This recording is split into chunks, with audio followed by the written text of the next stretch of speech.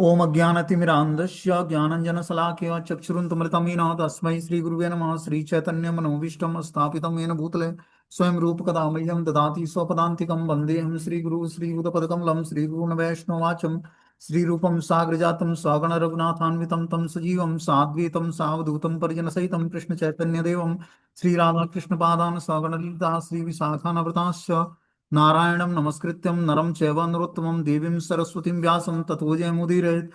सुनतां स्वकथा कृष्णा पुण्यश्रवणकीर्तनं हृदयन्तस्तु युवद्राणि विघ्नोति सुरसतां नष्टप्रायेषु भद्रेषु नित्यं भागवत सेव्या भगवती उत्तमश्लोके भक्तिर्भवति नैष्टिकी तदा रजस्तमो भावः कामलोभादेश्येत् चेत् एतेन निरावृद्धं स्थितसत्त्वे प्रसिद्धति एवं प्रसन्नमनसो भगवद्भक्ति योगता भगवतत्त्वविज्ञान मुक्तसङ्गस्य जायते विद्यन्ते हृदयं ग्रन्थि छिद्यन्ते सर्वसंशयं क्षीयन्ते चास्य कर्माणि दृष्ट्वा एव आत्मनीश्वरे धर्म प्रोजितो कैटप्पो नत्रो परमो निर्मत्सराणां सतां वेद्यं वास्त्रमत्र वस्तु शिवदं तापत्रयमुल्लम् श्रीमद्भागवतं प्रमाण अम्लं प्रेमोपमार्थो महान् श्री चैतन्य महाप्रभु मतमिदं तत्रादरुणापर हे कृष्ण करुणा सिन्धु दीनबन्धु जगत्पतये गोपेश गोपिका कांत राधा कांत नमस्तुते तप्त कांचन गौरांगे श्री राधे वृंदावनेश्वरी वृषभानुसुते देवी प्रणमामि हरिप्रिये वाञ्छाकल्पतरुवृक्षा कृपा सिन्धुभ्यो च पतितानां पावनेभ्यो वैष्णवेभ्यो नमो नमः। जय श्री कृष्ण चैतन्य प्रभु नित्यानंद श्री अद्वैत गदाधर श्रीवासादि श्री गौर भक्तवृंद। हरे कृष्ण कृष्ण कृष्ण हरे हरे हरे राम राम राम हरे हरे। इसमें आज हम लोग को श्रीमद् भागवतम का स्कंद संख्या 8 अध्याय संख्या 12 और श्लोक संख्या 11 नंबर पढ़ना है। बोलते हैं सत्वम समाहितम मदम स्थिति जन्मनाशम भूते हितम च जगतो भवबंधन मोक्षो वायु यथा विसन्ति ख च चराख्यम सर्वम तदात्म कतया व गमे अवरुद्ध से। हे प्रभु, आप साक्षात परम ज्ञान हैं। आप इस सृष्टि तथा इसके सृजन पालन और संहार के विषय में सब कुछ जानते हैं। आप जीवों द्वारा किए जाने वाले उस सारे प्रयासों से अवगत हैं जिसके द्वारा वे इस भौतिक जगत में बनते हुए बहते हैं या मुक्त हो जाते हैं। जिस प्रकार वायु विस्तीर्ण आकाश के साथ साथ समस्त चराचर प्राणियों में प्रविष्ट करती है, उसी प्रकार आप सर्वत्र विद्यमान हैं, अतएव आप सर्वज्ञ हैं। ये प्रार्थना भगवान शिव जो है भगवान श्री नारायण से करते हैं। जब भगवान के मोहिनी स्वरूप को देखते हैं तो मोहित हो जाते हैं भगवान शिव और उनसे प्रार्थना करते हैं। जब भगवान ने समुद्र मंथन हुआ तो अमृत जब प्रकट हुआ तो क्या हुआ, धनवंतरी ने अमृत का कलश लेकर उस चर्निंग से जो समुद्र मंथन हो रहा था उससे प्रकट हुए। तो असुरों ने क्या किया, धनवंतरी से उस अमृत का कलश छीन कर भागना शुरू कर दिए कि हम लोग अमृत पियेंगे, देवताओं को इसमें भाग नहीं मिलेगा। तो भगवान ने मोहिनी अवतार लिया और क्या किया, असुरों से वो कलश छल से मांग लिया और सारे अमृत को असुरों को देवताओं को पिला दिया और असुरों को अमृत से वंचित कर दिया। तो जब भगवान शिव को पता लगता है कि भगवान नारायण जो है मोहिनी अवतार लिए हैं तो उस स्वरूप को देखने के लिए भगवान शिव आते हैं। और जब मोहिनी अवतार देखते हैं भगवान का तो उनसे प्रेयर करते हैं। तो वही प्रार्थनाएं हम लोग सुन रहे हैं। बोलते हैं हे प्रभु, आप साक्षात परम ज्ञान हैं। आप इस सृष्टि तथा इसके सृजन पालन और संहार के विषय में सब कुछ जानते हैं। जिस सृष्टि में हम लोग रहते हैं उस सृष्टि के सृजन पालन और संहार के विषय में भगवान सब कुछ जानते हैं, क्योंकि वही अपना विस्तार करके ब्रह्मा विष्णु और महेश के रूप में सृष्टि का पालन, उत्पत्ति और संहार करते हैं। आप जीवों द्वारा किए जाने वाले उन सारे प्रयासों से अवगत हैं जिनके द्वारा वे इस भौतिक जगत में बनते या मुक्त होते हैं। भगवान जानते हैं कि किस कारण से जीवात्मा इस भौतिक संसार में बद्ध अवस्था में आता है और किस कारण से वो मुक्त हो जाता है। जिस प्रकार वायु विस्तीर्ण आकाश के साथ साथ समस्त चराचर प्राणियों में प्रविष्ट करती है, उसी प्रकार आप सर्वत्र विद्यमान हैं, अतएव आप सर्वज्ञ हैं। जिस तरह वायु सर्वत्र आकाश में फैला होता है पूरे चराचर जगत में, उसी तरह भगवान भी सर्वत्र विद्यमान रहते हैं। बोलते हैं ब्रह्म संहिता में कहा गया कि एकोपनिषचो रचयितुम जगदंड कोटि यच्छक्तिरस्ति जगदंड छायान्तम अंडांतरस्त परमाणु चयंतरस्तम गोविंदादि पुरुषम तम हम भजामि। मैं उस भगवान आदि गोविंद की पूजा करता हूँ जो अपने एक श्वास के द्वारा प्रत्येक ब्रह्मांड और प्रत्येक परमाणु में प्रवेश करते हैं और इस प्रकार सारी सृष्टि में अपनी असीम शक्ति को प्रकट करते हैं। तो हम लोग जिस गोविंद की पूजा करते हैं उनका क्या ग्लोरिफिकेशन है कि वो अपने श्वास के द्वारा प्रत्येक ब्रह्मांड में प्रत्येक परमाणु में प्रवेश कर जाते हैं और इस प्रकार वो सारी सृष्टि में अपनी असीम शक्ति को प्रकट करते हैं। ये जो सृष्टि है जिसमें हम लोग रहते हैं, ये भगवान की असीम शक्तियों का प्राकट्य है। आगे इसमें बता रहे कि मैं उस आदि भगवान गोविंद की पूजा करता हूँ जो अपने निजी धाम में गोलोक में उस राधा रानी के साथ निवास करते हैं, जो उनकी आध्यात्मिक स्वरूपनी शक्ति है और आह्लादिनी शक्ति में समन्वित। उनकी सखियां उनकी विश्वस्त संगनियां हैं, जो उनके शारीरिक स्वरूप के अंश रूप में हैं और नित्य आनंदमय आध्यात्मिक रस से ओतप्रोत हैं। तो भगवान अपने गोलोक धाम में श्रीमती राधा रानी के साथ निवास करते हैं और साथ में भगवान की अंतरंग शक्तियां जो है विश्वस्त संगिनियां होती हैं, जो शारीरिक स्वरूप के अंश रूप हैं और नित्य आनंदमय आध्यात्मिक रस रस से ओतप्रोत हैं, भगवान को नित्य ही आनंद प्रदान करती हैं और पूर्ण रूपेण आध्यात्मिक रस से भरी हैं। तो ऐसे भगवान गोविंद की हम लोग पूजा करते हैं। यद्यप गोविंद सदा अपने धाम में निवास करते हैं, किंतु वे एक साथ सर्वत्र विद्यमान हैं। देखो, भगवान कृष्ण का, राधा रानी का कोई अस्तित्व नहीं है भगवान कृष्ण के बिना। ठीक है ना? इसलिए हमें युगल मंत्र की उपासना करना चाहिए। हरे कृष्णा कृष्ण कृष्णा हरे हरे, हरे राम राम राम हरे हरे। जिसे बहुत सारे मंत्र हैं, चाहे नाम है, लेकिन जब हम युगल उपासना करते हैं, भगवान श्री राधा कृष्ण की उपासना करते हैं युगल मंत्र की सहायता से, तो हरे नाम ही श्रीमती राधा रानी का है और कृष्ण नाम कृष्ण का है। जो राम नाम है वो किसका नाम है? राधिका रमण राम। जो राधिका जी के साथ रमण करते हैं भगवान कृष्ण, उनका एक नाम है राम। राम शब्द का है आनंद प्रदान करने वाला। तो भगवान श्री राधिका रमण राम जो राधा जी के साथ रमण करते हैं, उनका हम लोग भजन करते हैं। ठीक है ना? तो इस महामंत्र की सहायता से जो राम नाम है और कृष्ण नाम है और हरे नाम है, ये सब हरे नाम श्रीमती राधा रानी को संबोधित करता है और कृष्ण और राम नाम कृष्ण को संबोधित करता है। तो जब हम युगल उपासना मंत्र से भगवान की आराधना करते हैं, इस प्रेम मंत्र से, तब धीरे धीरे भगवान का धाम, नाम, रूप, गुण, लीला, धाम सब कुछ प्राप्त होता है हमें। इसलिए हमें क्या करना चाहिए? युगल उपासना मंत्र का जाप करना चाहिए। ये हमें हमारे हृदय को स्वच्छ करेगा, अनेक जन्मों के संस्कारों को नष्ट कर देगा और हमारे हृदय को शीतल बना देगा, जिसमें राधा कृष्ण का निवास हो पाएगा और हृदय ही हमारा वृंदावन बन जाएगा। ठीक है ना? वृंदावन क्या होता है? वृंदावन मतलब जहाँ राधा कृष्ण निवास करते हैं। तो जब हमारा हृदय, मतलब हार्ट जब हमारा पवित्र हो जाएगा, तो उसमें राधा कृष्ण का निवास हो जाएगा, तो वही हृदय ही हमारा वृंदावन बन जाएगा। तो इस उपासना का गोल क्या है? कि हमारा हृदय श्री राधा कृष्ण के निवास का स्थान बन जाए। वो तभी बनेगा जब हम ध्यान पूर्वक महामंत्र का जाप करेंगे, क्लियरली ये 16 शब्दों को बोलेंगे और क्लियरली सुनेंगे कानों से, तब ये महामंत्र कानों की सहायता से हृदय में जाएगा और हृदय को स्वच्छ करेगा, पवित्र करेगा। और फिर धीरे धीरे हृदय में राधा कृष्ण का निवास स्थान बन जाएगा। इसलिए बड़े ध्यान पूर्वक महामंत्र का जाप करना है। प्रैक्टिकली हमारे जीवन में भक्ति का क्या अंग है? कि हम हरि नाम का जप जो है ध्यान पूर्वक करें और कथा सुने ध्यान पूर्वक। जब हम सत्संग करेंगे और हरि नाम का जप करेंगे, तब धीरे धीरे हमारा हृदय रूपी जो दर्पण है वो साफ होगा और फिर उसमें भगवान का निवास स्थान बन जाएगा। आगे बता रहे हैं कि यद्यप गोविंद सदा अपने धाम में निवास करते हैं, किंतु वे एक साथ सर्वत्र विद्यमान रहते हैं। उनसे कुछ भी छिपा नहीं है, न ही छिपाया जा सकता है। भगवान की तुलना वायु से की गई है, जो विस्तीर्ण आकाश में तथा प्रत्येक शरीर के भीतर रहती है, किंतु फिर भी उन सभी से भिन्न रहती है। आगे बता रहे हैं कि अवतारामया दृष्ट्वा रम रममाणस्य ते गुणे सो अहम तद दृष्टि मिच्छामि यत्ते योषिद दपुद्रितम। हे प्रभु, मैंने आपके उन सभी अवतारों का दर्शन किया है जिन्हें आप अपने दिव्य गुणों के द्वारा प्रकट कर चुके हैं। अब जबकि आप एक सुंदर युवा स्त्री के रूप में प्रकट हुए हैं, मैं आपके उसी स्वरूप का दर्शन करना चाहता हूँ। तो भगवान शिव भगवान से प्रार्थना करते हैं कि हे प्रभु, मैंने अब आपके उन सभी अवतारों का दर्शन किया है। जितने भी आप अवतार लेते हैं पृथ्वी पर, हम देखते हैं कि बाल रूप का दर्शन करने के लिए भगवान शिव जो है एक योगी का वेश बनाते हैं और आते हैं दर्शन करने के लिए यशोदा मैया के आंगन में। लेकिन यशोदा मैया इनके स्वरूप को देखकर, शिव जी के स्वरूप को देखकर डर जाती है। फिर पौर्णमासी जो दादी हैं, वो आती हैं, बताती हैं कि कृष्ण जो है, ये जो योगी हैं, ये काशी में रहा करते थे और काशी में इनका दर्शन मैं करने रोज जाया करती थी। ये बहुत ही सिद्ध योगी हैं, इनको अपने बच्चे का दर्शन कराओ और इनको आशीर्वाद दिलाओ। तब जाकर यशोदा मैया डरते डरते अपने लल्ला को शिव जी को दर्शन कराती है और शिव जी दर्शन करते ही भगवान का गुणगान करने लगते हैं। तो बता रहे हैं कि जो है, मैंने आपके इन सभी अवतारों का दर्शन किया है जिन्हें आप अपने दिव्य गुणों के द्वारा प्रकट करते हैं। भगवान दिव्य गुणों के द्वारा अपने सारे अवतारों को प्रकट करते हैं। किस कारण से अवतार होता है भगवान का? भगवान का अवतार होता है कि धर्म की स्थापना करने के लिए, अधर्म का विनाश करने के लिए, भक्तों का परित्राण करने के लिए, और असुरों का संहार करने के लिए। तो भक्तों का परित्राण करने के लिए भगवान इस धराधाम पर प्रकट होते हैं। असुरों का संहार तो उसी तरह हो जाता है भगवान की शक्तियों से, लेकिन मेन कार्य क्या है भगवान का? भक्तों का परित्राण, भक्तों को आनंद प्रदान करने के लिए।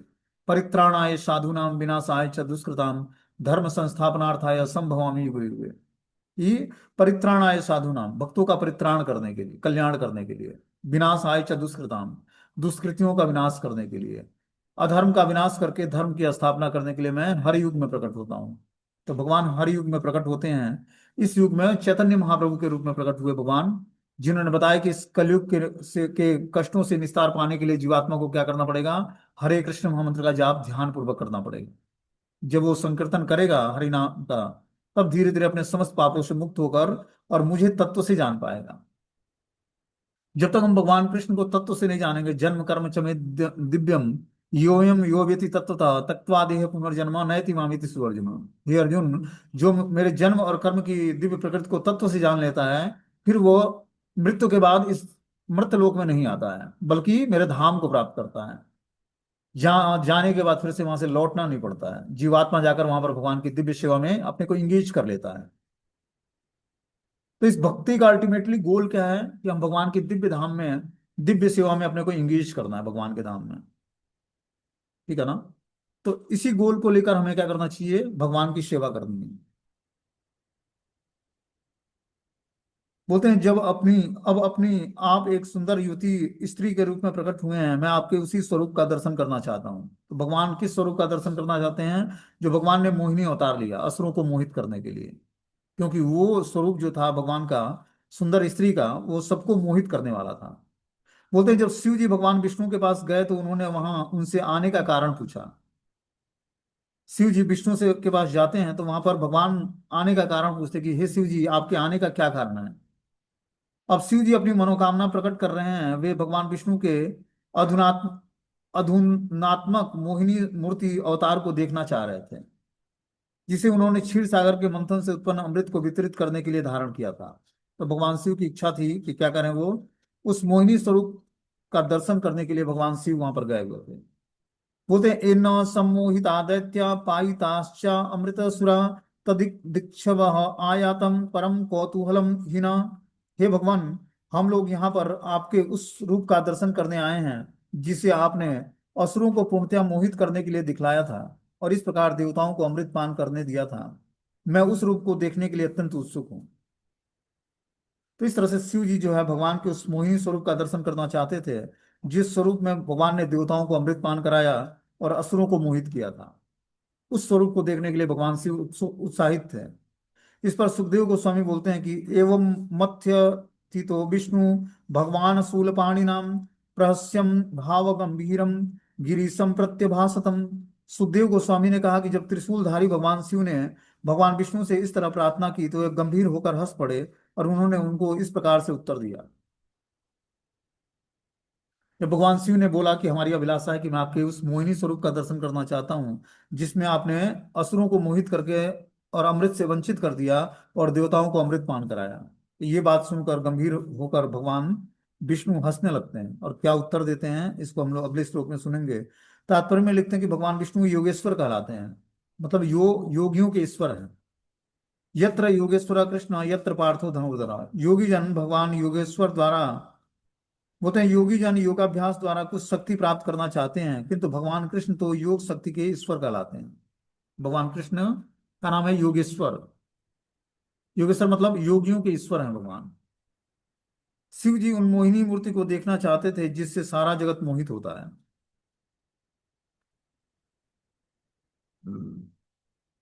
बता रहे हैं भगवान विष्णु के विचार में मग्न थे और शिव जी को भी किस तरह मोहा जाए, इसलिए भाव गंभीरिया शब्द का प्रयोग हुआ है। माया को दुर्गा देवी द्वारा प्रदर्शित किया जाता है, जो गिरीश या शिव जी की पत्नी है। शिव जी दुर्गा देवी द्वारा मोहित नहीं हो पाते हैं, किंतु अब जब वे भगवान विष्णु के स्त्री रूप को देखना चाह रहे थे तो भगवान विष्णु अपनी योग शक्ति से ऐसा रूप धारण करेंगे जो उनको भी मोह सके, इसलिए भगवान विष्णु गंभीर हैं थे और साथ में हंस भी रहे थे। तो शिव जी की पत्नी का नाम है माता दुर्गा, जो माया देवी हैं, जिससे पूरा संसार मोहित हो जाता है, लेकिन भगवान शिव उनसे मोहित नहीं होते हैं।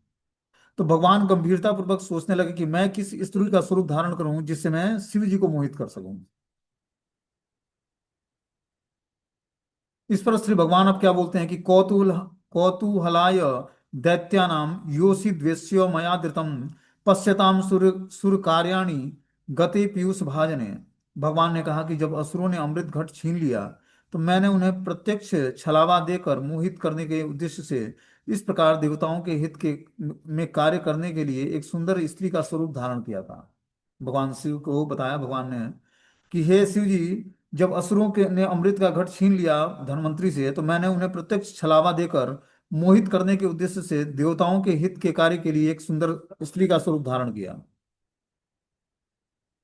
तात्पर्य में लिखते हैं कि जब भगवान ने मोहिनी मूर्ति का रूप धारण किया, तो असुरों तो निश्चित ही सम्मोहित हो गए, लेकिन वहां पर उपस्थित देवतागण नहीं हुए।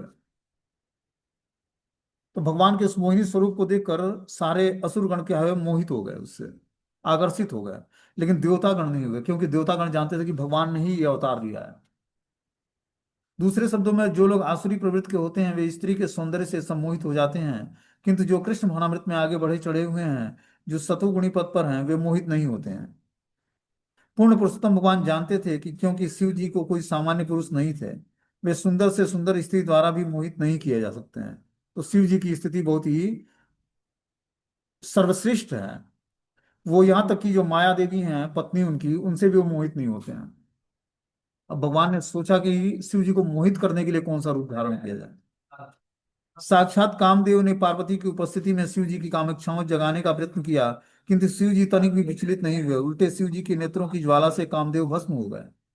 जो कामदेव मतलब जो व्यक्ति के इच्छाएं हैं, काम वासनाएं हैं, उसका भी एक स्वरूप होता है जिससे हर व्यक्ति मोहित हो जाता है।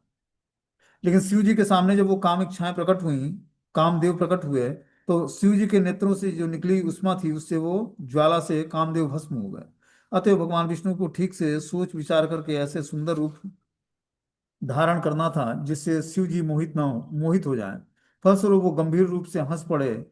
जैसा कि पिछले श्लोक में बताया गया है कि सामान्यतः कोई सुंदर स्त्री शिव जी में काम वासना नहीं जगा सकती, किंतु भगवान विष्णु सोच रहे थे कि क्या स्त्री का कोई ऐसा रूप होगा जो उन्हें सम्मोहित कर ले। तो इस तरह से भगवान विष्णु सोच में पड़ गए कि मैं किस तरह के सम्मोहिनी रूप को धारण करूं जिससे भगवान शिव जो है मोहित हो जाए हमसे। बोलते हैं तत्ते अहम दर्शयिष्यामि दीदृक्षो सुरसत्तमः कामिनाम बहुमंतव्यम संकल्पम प्रबोदयम। हे देवश्रेष्ठ, अब मैं तुम्हें अपना वह रूप दिखलाऊंगा जो कामी पुरुषों द्वारा अत्यंत सराहा जाता है। क्योंकि तुम मेरा वैसा रूप देखना चाहते हो, अतः मैं तुम्हारे समक्ष उसी रूप में प्रकट करूंगा। तो शिव जी द्वारा भगवान विष्णु से स्त्री का सबसे अधिक आकर्षक रूप प्रकट करने करने कहना निश्चय ही परिहास का विषय है। कि शिव जी भगवान विष्णु के स्त्री स्वरूप का दर्शन करने आते हैं। जो शिव जी मतलब बहुत ही उनकी प्रगाढ़ स्थिति है भगवान की भक्ति में। एक साथ जब वो ध्यान करने बैठते हैं तो 88,000 वर्षों तक भगवान के ध्यान में रहते हैं। शिव जी का कोई साधारण वो नहीं है, ध्यान साधना नहीं है। 88,000 वर्षों तक एक साथ बैठने पर 88,000 वर्ष बीत जाते हैं, तब तक वो ध्यान करते हैं भगवान का। और रुद्राक्ष की माला पर भगवान श्री राम का नाम जपते हैं, और संकर्षण भगवान का ध्यान करते हैं कैलाश पर्वत पर पार्वती माता के साथ संन्यास आश्रम में। ऐसी दिव्य स्थिति है उनकी। लेकिन भगवान बता रहे कि शिव जी द्वारा भगवान विष्णु से स्त्री का सबसे अधिक आकर्षक रूप प्रकट करने के लिए कहना निश्चय एक परिहास का विषय है। शिव जी जानते थे कि वे किसी तथाकथित सुंदर स्त्री द्वारा विचलित नहीं किए जा सकते। उन्होंने सोचा भले ही दैत्यगण सम्मोहित हुए हों, किंतु देवता तो सम्मोहित नहीं हुए, तो मेरे विषय में क्या कहना। जब देवता उस स्वरूप से सम्मोहित नहीं हुए, तो मैं भी सम्मोहित नहीं हूंगा। फिर भी शिव जी ने भगवान को स्त्री रूप में देखना चाहा, अतः भगवान विष्णु ने स्त्री का रूप धारण करने का निश्चय किया, और उन्होंने ऐसा रूप दिखाया जो उन्हें तुरंत ही काम वासनाओं के समुद्र में डाल दे। अतः भगवान विष्णु ने शिव जी से कहा कि मैं तुम्हें अपना स्त्री रूप दिखलाऊंगा, किंतु यदि तुम काम वासनाओं से विचलित हो गए तो मुझे दोष मत देना। भगवान शिव ने बोला कि अगर जो मैं अपना स्त्री स्वरूप दिखाता हूँ और आपको आपके अंदर काम वासना जागृत हो जाती है, तो उसका दोष हमें मत देना। कामी लोग स्त्री के आकर्षक अंगों की प्रशंसा करते हैं, किंतु जो लोग ऐसी काम वासनाओं से परे हैं, जो कृष्ण भावनामृत के पद को प्राप्त हैं, उन्हें मोहित कर पाना अत्यंत कठिन होता है। फिर भी भगवान की परम इच्छा से सब कुछ हो सकता है। यही शिव जी की परीक्षा करने का उपाय था, वे अविचलित रह सके और या नहीं। इस परिस्थिति में जब भगवान अपना स्त्री स्वरूप प्रकट करेंगे, तो क्या भगवान शिव विचलित हो जाते हैं या अविचलित रहते हैं? ये उनका परीक्षा का समय था। इस पर आगे सुखदेव गोस्वामी बोलते हैं कि इति ब्रुवाणो भगवान तत्रेवा अनंतर धीयतम सर्वत्वम चार साचरय चक्षु भवम आस्ते समोह स होमया। सुखदेव गोस्वामी ने आगे कहा कि ऐसा कहकर भगवान विष्णु तुरंत ही अंतर ध्यान हो गए। शिव जी उमा सहित वहीं पर चारों ओर आंखें घुमाकर उन्हें ढूंढने ढूंढने लगे। अब ऐसा इच्छा जब भगवान शिव ने व्यक्त किया, तो भगवान शिव की इच्छाओं को तृप्त करने के लिए भगवान विष्णु वहां से अंतर ध्यान हो जाते हैं, और शिव जी उमा सहित उनको चारों ओर अपनी आंखें घुमाते हुए ढूंढने लगते हैं। ततो ददर्शो उपमने वर स्त्रियम विचित्र पुष्पा अरुणम पल्लवोद्रुमं विक्रीडति कंदुक लीलया लसत दुकूल पर्यस्तनि नितंब मेखलाम। तत्पश्चात शिव जी ने लाल गुलाबी पत्तियों तथा विविध प्रकार के फूलों से भरे निकट के एक रमणीय जंगल में एक सुंदर स्त्री को से खेलते देखा। अब देखो, भगवान विष्णु ने उस रमणीय जंगल में एक सुंदर स्त्री का स्वरूप धारण किया, जो कि गेंद खेल रही थी। उसके कुल्ले से चमचमाती साड़ी से ढके थे और करधनी से सुशोभित था। उस स्त्री स्वरूप में उसका जो कुल्ला था, कुल्ला मतलब कमर, वो चमचमाती साड़ी से ढके थे और करधनी भी सुशोभित हो रही थी। आवर्त नो तदर्थ न कंपित स्तनम प्रकृष्ट हारो रुभरे पदे पदे प्रजव्यमानामिव मध्य चंचलत पद प्रबालम नयति ततस्ततः। चूंकि गेंद ऊपर और नीचे उछाल रही थी, अतः वह जब उससे खेलती तो उसके स्तन हिलते, और जब वो अपने मूंगों जैसे लाल मुलायम पांवों से इधर उधर चलती, तो उन स्तनों के भारी बोझ से फूलों की भारी माला उसकी कमर प्रत्येक पग पर टूटती हुई प्रतीत हो रही थी। तो भगवान ने बहुत ही सुंदर स्वरूप धारण किया था, जिससे शिव जी मोहित हो जाएं। बोलते हैं कि उस स्त्री का मुखमंडल चौड़ा और सुंदर था, चंचल आंखों से सुशोभित थी। वे आंखें उसके हाथों द्वारा उछाली गई गेंद के साथ इधर उधर घूम रही थी। उसके कानों के दो जगमगाते कुंडल उसके चमचमाते गालों पर सांवली छाया की तरह सुशोभित हो रही थी, और उसके मुख पर बिखरे हुए बाल उसे देखने में और भी सुंदर बना रहे थे। स्वलत्य दुकुलम कवरी च विच्युताम सन्नहति वाम करेण बलगुनाम विनिज्ञ नित्य मन्य करेण कंदुकम विमोहयंती जगतात्म माया। जब वो गेंद खेलती तो उसके शरीर को ढके रहने वाली साड़ियां ढीली पड़ जाती और उसके बाल बिखर जाते। वो अपनी सुंदर बाहें हाथ में और बालों को बांधने का प्रयास कर रही थी, और साथ ही दाएं हाथ से गेंद को मारकर खेलती जा रही थी। यह इतना आकर्षक दृश्य था कि भगवान ने अपनी अंतरंग शक्ति से इस तरह हर एक को मोहित किया। तो इस प्रकार भगवान ने एक अलग ही मोहिनी स्वरूप धारण किया भगवान शिव को मोहित करने के लिए। असुरों को मोहित करने के लिए भगवान ने जो मोहिनी रूप धारण किया वो तो अलग था, लेकिन भगवान शिव को स्पेशल रूप धारण करके मोहित करने का प्रयास किया भगवान ने। बोलते हैं भगवत गीता के 7वें अध्याय के 14वें श्लोक में कहा गया कि देवी हेसा गुणमयी मम माया दुरत्या। भगवान की बहिरंगा शक्ति अत्यंत प्रबल है, निसंदेह उसके कार्यों से प्रत्येक व्यक्ति पूरी तरह मोहित हो जाता है। यद्यपि शिव जी को इस बहिरंगा शक्ति से सम्मोहित नहीं होना चाहिए था, किंतु भगवान विष्णु उन्हें भी मोहित करना चाह रहे थे। अतः उन्होंने अपने अंतरंग शक्ति को उसी तरह से कार्य करने दिया, जिस तरह से उनकी बहिरंगा शक्ति सामान्य व्यक्ति को मोहित करने के लिए करती है। तो अभी तक भगवान ने असुरों को मोहित करने के लिए बहिरंगा स्वरूप धारण किया था, लेकिन अब भगवान जो है अंतरंग शक्ति के रूप में भगवान शिव को मोहित करने के लिए प्रकट हुए। भगवान विष्णु किसी भी व्यक्ति को, यहाँ तक कि शंभु मतलब भगवान शिव जैसे प्रबल पुरुष को भी मोह सकते हैं। आगे बता रहे हैं कि ताम भिक्षम देव इति कंदुक लील एसदम वृडा स्फुटत स्मृतम विसृष्टम कटाक्षम मृष्टम स्त्रीपेक्षण प्रति समीक्षण विहलात्मा नात्मान मंतिक उमा स्वगणाश्य वेदम। जब शिव जी उस सुंदर स्त्री को गेंद खेलते हुए देख रहे थे, तब वो कभी उन पर दृष्टि डालती और लजाकर से थोड़ा सा हंस देती। जो ही शिव जी ने उस सुंदर स्त्री को देखा, उसने इन्हें इन्हें ताका, त्यों ही वे स्वयं को तथा अपनी सुंदर पत्नी पार्वती उमा को और अपनी निकटस्थ पार्षदों को भूल गए। देखो क्या भगवान ने लीला संपन्न की। वो स्त्री जो गेंद खेल रही थी, जब उनकी दृष्टि शिव पर पड़ी तो शिव वो लज्जा से थोड़ा हंस देती। जो ही शिव जी ने उस सुंदर स्त्री को देखा, उनके उसने उन्हें ताका, त्यों ही वे स्वयं को तथा अपनी सर्व सुंदरी पत्नी उमा को और अपने निकटस्थ पार्षदों को भूल गए। इस जगत में भवबंधन यही है कि सुंदर स्त्री सुंदर पुरुष को और सुंदर पुरुष सुंदर स्त्री को मोह सकती है। जब शिव जी ने सुंदर बाला को गेंद खेलते देखा तो ऐसा ही होने लगा। ऐसे मामलों में कामदेव का प्रभाव अत्यंत प्रबल होता है। जब दोनों पक्ष अपनी भुएं हिलाते हैं और एक दूसरे का पर दृष्टिपात करते हैं, तो उनकी काम वासनाएं उग्र होती जाती हैं।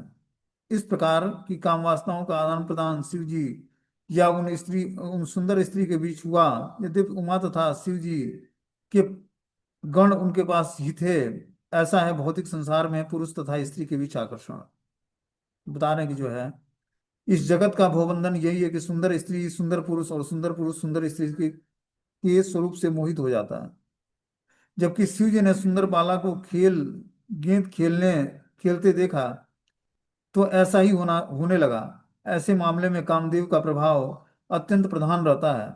जब दोनों पक्ष अपनी भुएं हिलाते तो एक दूसरे की दृष्टिपात करते हैं, तो उनकी काम वासनाएं उग्र हो जाती हैं। इस प्रकार काम वासनाओं का आदान प्रदान शिव जी उस सुंदर स्त्री के बीच हुआ। यद्यपि उमा तथा शिव जी के गण उनके पास ही थे, ऐसा है भौतिक संसार के पुरुष और स्त्री के बीच आकर्षण।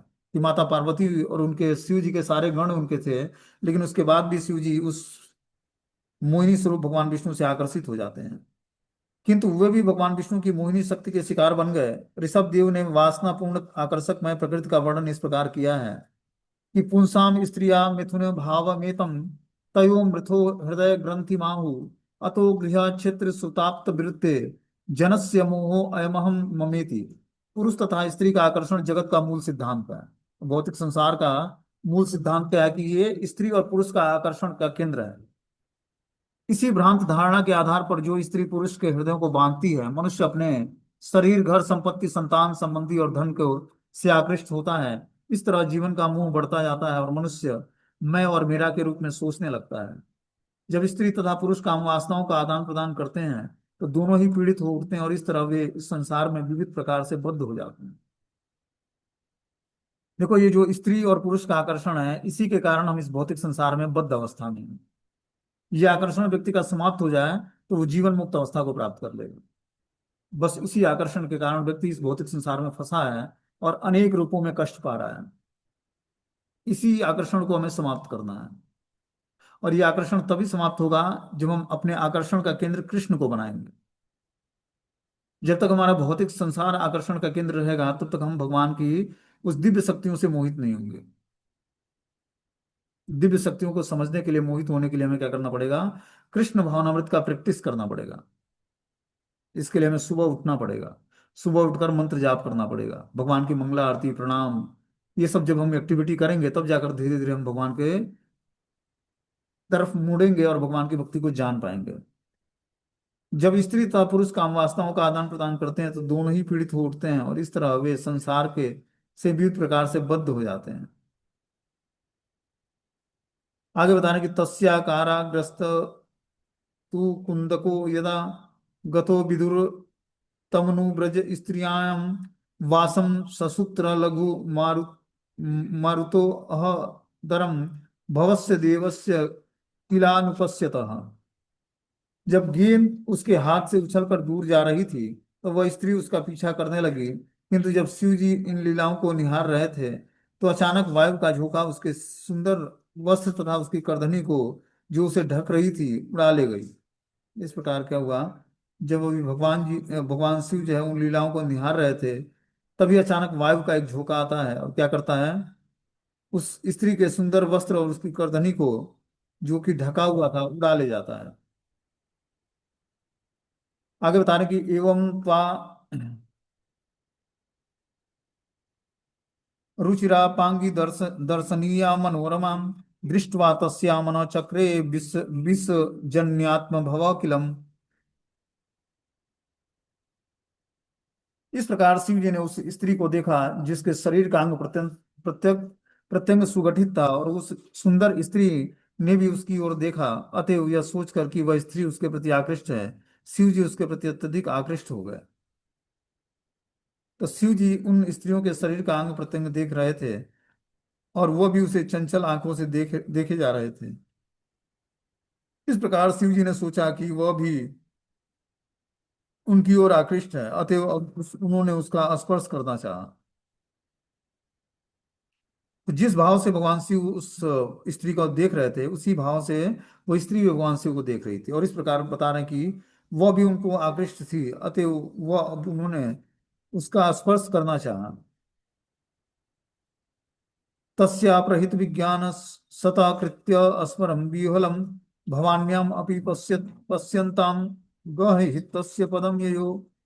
उस स्त्री के साथ रमण करने की कामेक्षाओं के कारण अपना विवेक होते हुए शिव जी उसके लिए एक इतना पागल उठे कि भवानी की उपस्थिति में भी वे उसके समीप जाने से में तनिक भी नहीं हिचकिचाए। बता रहे हैं कि उस स्त्री के साथ रमण करने की कामेक्षा के कारण अपना विवेक खोए हुए शिव जी उसके लिए इतने पागल उठे कि भवानी की उपस्थिति में वे उसके समीप जाने में तनिक भी हिचकिचाए नहीं।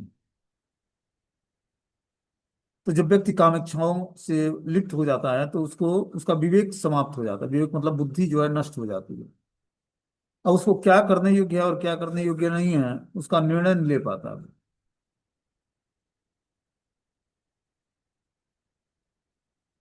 आगे से बता रहे कि सा तमायांतम मालोक्य विश्वताम वृणताम वृषम निलीयमानम विक्षेसु हसंती नान्वतिष्ठता। वह सुंदरी पहले ही नग्न हो चुकी थी, और जब उसने देखा कि शिव जी उसकी ओर चले आ रहे हैं तो अत्यंत लज्जित हुई। इस तरह वह हंसती रही, किंतु उसने अपने आप को वृक्ष के बीच छिपा लिया। वह किसी एक ही स्थान पर खड़ी नहीं रही। इस प्रकार जब देखा कि शिव जी उसकी तरफ आ रहे हैं बढ़ते हुए, तो वह लज्जित हो गई और अपने को वृक्ष के पीछे छिपा लेती। वह किसी भी स्थान पर एक समय टिक नहीं रही थी। आगे बताने कि तावन गच्छत भगवान भवम प्रमुसितेन्द्रियम कामस्य तम वसम नीतम किरुणामिव युद्धवा। शिव जी की इंद्रियां विचलित थी और वे काम वासनाओं के वशीभूत थे। जिस तरह कोई कामी हाथी हाथनी का पीछा करता है, उसी तरह भगवान शिव जो है उस स्त्री स्वरूप मोहिनी स्वरूप स्त्री से मोहित थे। वे कामनाओं से वशीभूत होकर उसके पीछे उसका पीछा करने लगे, जिस तरह कोई कामी हाथी हाथियों का पीछा करने लगता। आगे से बताने की सो अनुव्रज्याति वेगेन गृहीत्वा निच्छन्ति स्त्रियं केशबद्धम उपानीयम बौभ्याम परिसज्जते। तेजी से उसका पीछा करते हुए शिव जी ने उसके बालों को के जूड़ा को पकड़ लिया, उसे अपने ओर खींच लिया। फिर उसके न चाहने पर भी उन्होंने अपने बाहों में भरकर उसका आलिंगन कर लिया। इस तरह से उस स्त्री स्वरूप भगवान विष्णु के स्वरूप से मोहित होकर शिव जी क्या करते हैं, तेजी से उसका पीछा करते हैं और उसके बालों को जूड़ा पकड़ लेते हैं और उसे अपने पास खींच लिया। फिर भी उसके न चाहने पर भी उन्होंने अपनी बाहों में भरकर उनका आलिंगन कर लिया। इस प्रकार बता रहे हैं कि शिव जी उसके बालों का जूड़ा और तेजी से पीछा करने लगे, और इस प्रकार उसे अपने